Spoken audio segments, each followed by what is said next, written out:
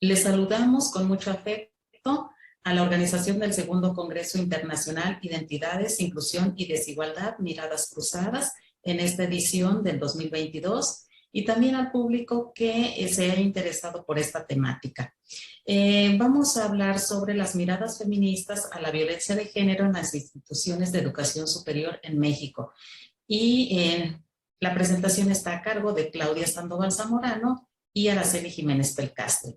Hay que reconocer que las investigaciones sobre la violencia de género en las instituciones de educación superior se han incrementado en los últimos años y van permitiendo mayor visibilidad a este problema, de tal manera que las mujeres y especialmente las alumnas paulatinamente identifican y denuncian los diversos tipos de violencia que viven. Bueno, y en este sentido, nuestra investigación pues va acorde con estas necesidades que se están problematizando en la actualidad. Tenemos como índice los siguientes elementos: un objetivo, la metodología, fundamentos teóricos, los resultados y las conclusiones. Yéndonos al objetivo, bueno, pues señalamos que este trabajo plantea analizar las violencias de género en las instituciones de educación superior. Estas situaciones nos llevan a reflexionar sobre las construcciones patriarcales que predominan en la relación de las personas.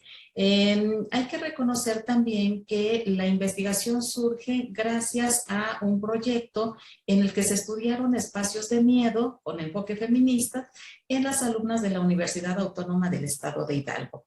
Posteriormente, bueno, pues fuimos abarcando un poquito más. La metodología parte de un diseño cualitativo. Primeramente se recopilan testimonios de alumnas a través de entrevistas, se busca que narren las experiencias en torno a las violencias de género en el ámbito universitario y desde luego también qué acciones de resistencia han desplegado. En consecuencia, las teorías que van a orientar a esta investigación pues están centradas en el punto de vista feminista como eje. Este punto de vista feminista incorpora las nociones del giro emocional y el giro corporal. Tenemos que señalar que estas nociones se introducen en las ciencias sociales a finales del siglo XX.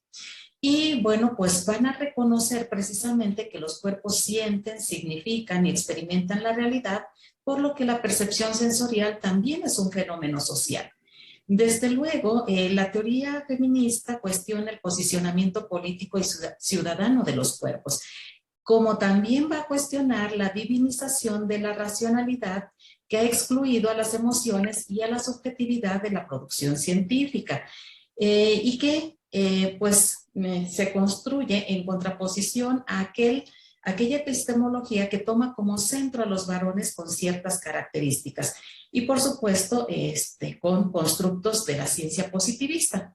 En este sentido, entonces, la razón por la que se retoman las teorías sobre el cuerpo y las emociones es porque buscamos tejer relaciones entre lo que afecta a las alumnas en términos de violencia, es decir, cómo la viven, sus formas de respuesta, etcétera. Y partimos del supuesto de que todos los cuerpos sienten, ¿no? Pero al sentir también modifican el ambiente o los ambientes en los que se insertan, modificando a la par a otros cuerpos. Además, aparecen aquí otro tipo de emociones, como el miedo, como la rabia, que tienen lugar en estas experiencias, ¿no?, que se van dando. Y estas experiencias pueden ser tanto individuales como colectivas, ¿no? Y por supuesto que se realimentan mutuamente. Con respecto a nuestro apartado de resultados, justo queremos puntualizar primero que vemos la escuela como un espacio sexuado. En este sentido, desde la educación básica se les va a enseñar a niños y niñas que existen diferencias importantes entre ellos y ellas, y por lo tanto los lugares que ocupan, las formas en las que se comportan y se relacionan van a estar directamente condicionadas por su género. Entonces la escuela no va a ser un lugar genéricamente neutro, sino que lo que sucede en su interior va a estar vinculado justamente al género de las personas y las relaciones que existen justamente entre personas del mismo sexo o de sexos diferentes. Al respecto, vamos a entender que el sexismo como práctica, pues es necesario entender que se construye y se expresa de distintas maneras. Es decir, no podemos encontrar solo una forma de violencia o solo una forma de sexismo, sino que este va a tener muchísimas expresiones en las que vamos a notar sobre todo que la subordinación de las mujeres va a estar directamente vinculada con estas ideas de lo natural, lo aparentemente natural, en donde, por ejemplo, las mujeres tenemos un vínculo con la maternidad y los cuidados. Entonces, estos vínculos aparentemente naturales también van a estar en juego en los espacios educativos. Y por supuesto, la diferencia va a formar parte importantísima de la desigualdad entre hombres y mujeres, porque estas diferencias o estas separaciones van a hacer que notemos que existe un privilegio hacia los hombres, lo masculino y algunas identidades masculinas. Esto significa, por supuesto, que los cuerpos de las mujeres o las expresiones femeninas van a ser consideradas como menos importantes. Y esto también es importante notar que las desigualdades no van a depender de la estructura de la institución educativa. Es decir, las diferencias entre varones y mujeres no dependen de cómo está organizada la escuela o cuáles son las actividades que se llevan a cabo en la escuela, sino que vamos a entender que estos espacios van a tener elementos de orden cultural que van a estar interactuando en su interior todo el tiempo. Y por ello es importante también que nos demos cuenta que las mujeres hemos recorrido un largo camino para poder formar parte de las instituciones de educación superior. En nuestro país, en México, por ejemplo, es en el siglo XIX cuando las mujeres podemos empezar a participar como alumnas y posteriormente como académicas. Sin embargo, tenemos que darnos cuenta de que a pesar de que existen espacios en donde las mujeres hemos podido incursionar, también es importante decir que puestos de tomas de decisiones o lugares de importancia en las universidades suelen estar ocupados por varones.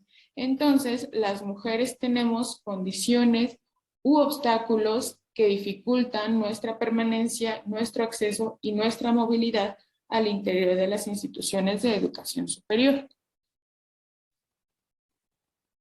Es por ello que nosotras hemos decidido estudiar justamente la forma en la que estas prácticas de violencias contra las mujeres que existen fuera de las universidades, cómo es que suceden al interior.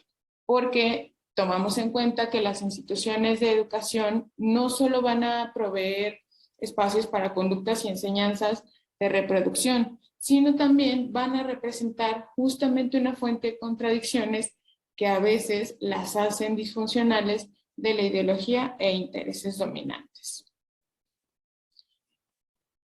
También es importante considerar que las universidades son espacios, son lugares de prestigio, por lo que van a estar aparentemente diseñadas para mantener el principio de meritocracia, que va a estar sustentado, por supuesto, en la división sexual del trabajo, en donde las mujeres van a estar vinculadas a las profesiones de cuidado como psicología o enfermería, mientras que a los varones se les va a vincular muchísimo más con ciencias exactas o matemáticas, como son las ingenierías, por ejemplo.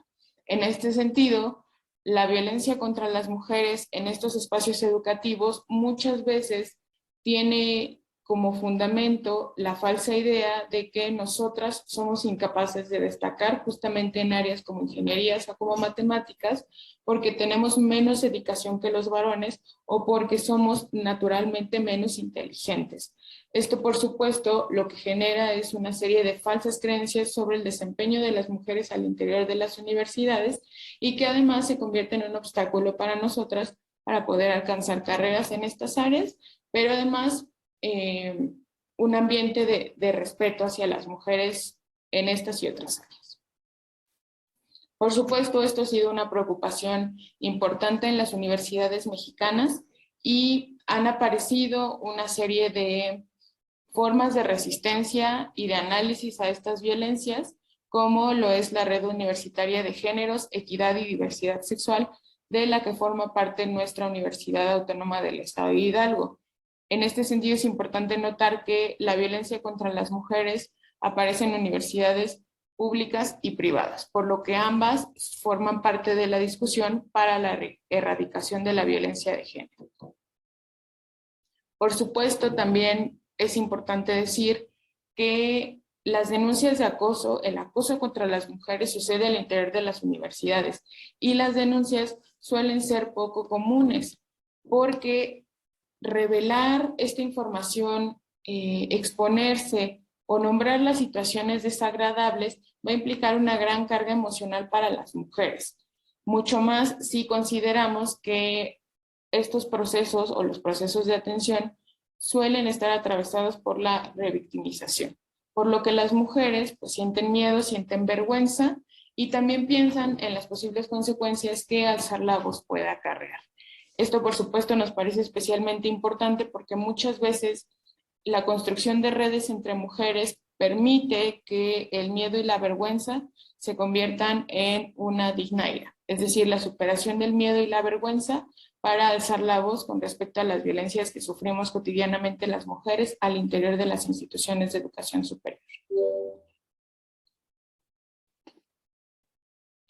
Y como conclusiones, pues vamos a notar que los movimientos feministas han encontrado nuevas formas, por supuesto, de generar redes, ocupar espacios y nuevas estrategias para desarticular justo los discursos que van a ocultar y normalizar las violencias contra las mujeres.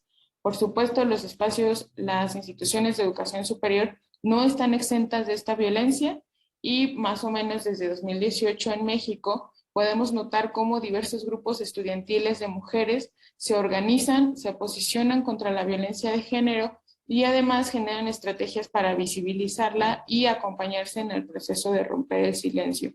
Estos movimientos han sido de suma importancia en nuestro país y lo vemos en muchísimas instituciones de educación superior, pero también media superior y en distintos contextos. Queremos agradecer el espacio, el tiempo y su atención. Estos son nuestros datos de contacto y quedamos al pendiente de todos los comentarios en el foro. Muchas gracias.